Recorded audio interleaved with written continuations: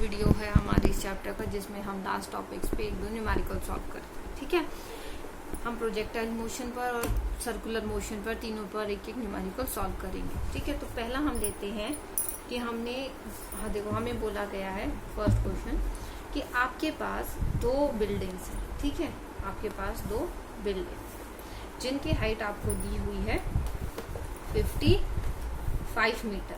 ठीक है, क्या दी हुई है आपको हाइट 55। तो 55 मीटर बिल्डिंग की हाइट ना मानकर आपको बोला गया है कि एक विंडो से दूसरे बिल्डिंग की विंडो है जो कि 10.9 मीटर हाई है। ठीक है, तो इसका मतलब वर्टिकल कितना हो जाएगा 55 माइनस 10.5, जो हमारा ये डिस्टेंस आ जाएगा, क्योंकि हमारा क्या है वर्टिकली तो इतना डिस्टेंस ही कवर होगा, तो हमारा वर्टिकली डिस्टेंस हम मान लेते हैं एस वाई। तो हमारे पास क्या हो जाएगा 55 माइनस 10.9, दैट क्या बन जाएगा हमारा 44.1 हमारी वैल्यू आ जाएगी। ठीक है, अब देखो क्या बोला गया है, इस बिल्डिंग में से हमें जो हमारी 55 मीटर हाई है, एक विंडो है 55 मीटर हाई पर, उसकी हाइट से हमने अपनी एक बॉल थ्रो की या कोई भी ऑब्जेक्ट थ्रो की जो कि हमारे पास दूसरी बिल्डिंग की विंडो में जाती है सीधा, जो कि 10.9 मीटर हाई है। ठीक है, तो आपको क्या कैलकुलेट करना है कि आपकी कितनी स्पीड से, ठीक है, मतलब इनिशियली कितनी वेलोसिटी से आपको ये ऑब्जेक्ट थ्रो करनी पड़ेगी। ठीक है, आपको इनिशियली कितनी स्पीड से ये ऑब्जेक्ट थ्रो करनी पड़ेगी। तो देखिए आपके पास क्या होगा, वर्टिकल वेलोसिटी का जो कंपोनेंट है, आपने जब हमने चैप्टर टॉपिक पढ़ा था तो हमने देखा था कि आपके पास जब वेलोसिटी है वो अगर डाउनवर्ड आ रही है तो ये दो कंपोनेंट्स में ब्रेक होगी। ठीक है, तो इनिशियली, ठीक है, इनिशियली क्या है, अगर ये आ रही है तो आपका जो वर्टिकल कंपोनेंट है वो तो 0 होगा इनिशियल पॉइंट पर। यहाँ पर आपका सिर्फ हॉरिजॉन्टल कंपोनेंट होगा। ठीक है, तो आप क्या करेंगे, इनिशियली वर्टिकल कंपोनेंट भी यू वाई की वैल्यू हमारे पास क्या हो जाएगी 0 हो जाएगी। ठीक है, और हमारे पास क्या है, हमें निकालना है डिस्टेंस, और ये जो इन दोनों बिल्डिंग्स का बीच का डिस्टेंस है वो हमें गिवन है 180 मीटर। कितना गिवन है 180 मीटर। तो अब देखिए हम ये फॉर्मूला लगा दें, s equals to u t plus half a t square.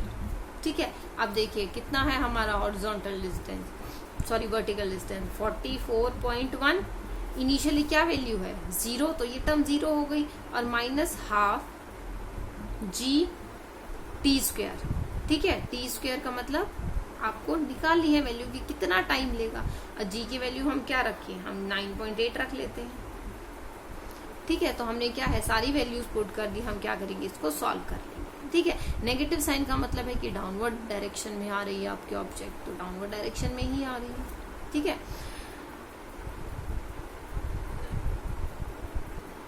Wait a minute, downward, हाँ ठीक है, तो आप यहाँ पर क्या है टाइम की वैल्यू निकाल लें, तो टाइम की वैल्यू क्या आ जाएगी जब हम इसको सॉल्व करेंगे 44.1 इंटू 2 डिवाइडेड बाय 9.8, और हम इसका रूट सॉल्व करेंगे। ठीक है, तो आपके पास वैल्यू आ जाएगी इसकी 3 सेकेंड्स। ठीक है, रूट को जब आप सॉल्व करेंगे तो इसकी वैल्यू आ जाएगी 3 सेकेंड्स। फाइन, तो आपके पास टाइम कितना आ गया 3 सेकेंड का टाइम आ गया है। फाइन, अब देखिए speed equals to distance upon time. अब टाइम आपके पास आ गया है, डिस्टेंस कितना कवर कर रही है 180 मीटर का डिस्टेंस कवर कर रही है, तो speed equals to distance 180 upon time, तो क्या आ जाएगा आपका 60 मीटर पर सेकंड की वेलोसिटी से जब आप इस ऑब्जेक्ट को थ्रो करेंगे तो वो आपकी दूसरी विंडो में पहुंच जाएगी। ठीक है, तो इस तरीके से क्वेश्चन आ सकता है आपका। नेक्स्ट क्वेश्चन है आपका कि आपके पास एक बॉडी दी गई है। ठीक है, क्या है बोला गया है, आपके पास एक ऑब्जेक्ट है। ठीक है, तो आपको बताना है कि इस ऑब्जेक्ट को किस एंगल पर थ्रो किया जाए। ठीक है, कि आपको ये एंगल निकालना, इस ऑब्जेक्ट को थ्रो किया गया है, आपको ये बताना है कि इस ऑब्जेक्ट को किस एंगल पर थ्रो किया जाए। ठीक है, तो बॉडी भी प्रोजेक्टेड मीन्स किस एंगल पर हम इसे थ्रो करें, कितनी वेलोसिटी से 24 मीटर पर सेकंड की वेलोसिटी से हमने इसको थ्रो किया है, ताकि ये एक ऑब्स्टेकल है। ठीक है, वो कितने कहाँ पर है, 16 मीटर हाइट, मतलब 16 मीटर ये जो है इतनी हाइट पर है आपका ऑब्स्टेकल। ठीक है, तो अभी देखो 16 मीटर इन बिटवीन भी हो सकता है, साइड में भी हो सकता है, पहले भी हो सकता है, तो हम इसको बीच में ना बनाकर हम किसी साइड भी बना लें। ठीक है, तो क्या करना है कि हमें इस ऑब्जेक्ट को हिट कराना है, इस तरीके से ये हिट करेगा। ठीक है, बोला क्या कि 16 मीटर हाई है और 32 मीटर आपके ये हॉरिजॉन्टल डिस्टेंस पर है, 32 मीटर के ये हॉरिजॉन्टल डिस्टेंस पर है। ठीक है, और आपको जी की वैल्यू गिवन है 10 मीटर पर सेकेंड। ठीक है, तो आपको क्या निकालना है, आपको ये एंगल निकालना है। फाइन, तो अब देखिए आपके पास ये वैल्यू गिवन है, तो आप इसका वर्टिकल कंपोनेंट और हॉरिजॉन्टल कंपोनेंट निकाल लेंगे। ठीक है, तो 24 मीटर पर सेकेंड, तो ये आपका वर्टिकल कंपोनेंट और हॉरिजॉन्टल कंपोनेंट क्या हो जाएगा, 24 कॉस थीटा, और ये आपका आ जाएगा 24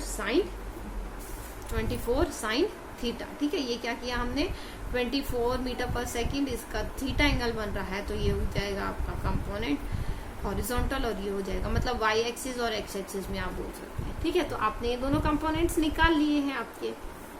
ठीक है, तो अब जब आपने ये कंपोनेंट्स निकाले तो हम क्या करें, इसका में फॉर्मूलेज अपने जो है हम वहाँ यूज कर सकते हैं। ठीक है, अब देखिए क्या बोला गया है, आपको ये डिस्टेंस गिवन है, ये डिस्टेंस गिवन है।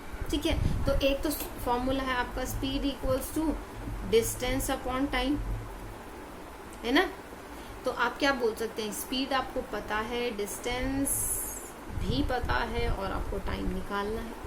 ठीक है, तो अब देखते हैं कि हम कहाँ पर इस चीज को इम्प्लीमेंट कर सकते हैं। ठीक है, तो अब देखिए यहाँ पर हम इस चीज को इम्प्लीमेंट कर सकते हैं एक्स एक्सिस के कॉरेस्पॉन्डिंग।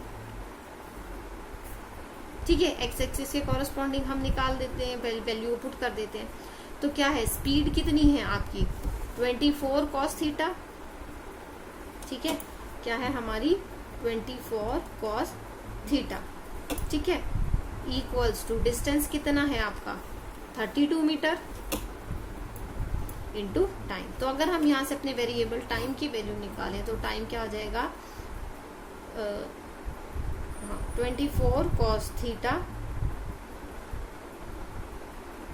हाँ डिवाइड में ना, सॉरी डिवाइड में टाइम है, तो टी की वैल्यू क्या आ जाएगी 32 अपॉन 24 कॉस थीटा।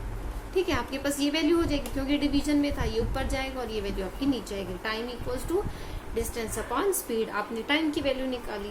अगर हम वर्टिकल उसकी बात करें तो वर्टिकल में हमारा क्या होगा, ये डिस्टेंस कवर हो रहा है पूरा। ठीक है, डिस्टेंस तो ये कवर हो रहा है, तो वर्टिकल की अगर हम बात करें तो s equals to u t plus half a t square.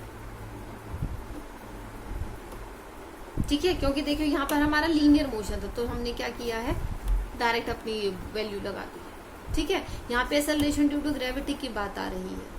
ठीक है, यहाँ पर क्या एक्सेलरेशन ड्यू टू ग्रेविटी की बात आ रही है, तो हम अपनी ये यूनिफॉर्म एक्सेलरेशन वाली जो इक्वेशंस थी तो हम उसमें से किसी को भी यूज करेंगे। ठीक है, तो हमारे डिस्टेंस कितना है, वर्टिकली डिस्टेंस कितना, 16 distance s equals to u t. अब यू कितना है हमारा इसके केस में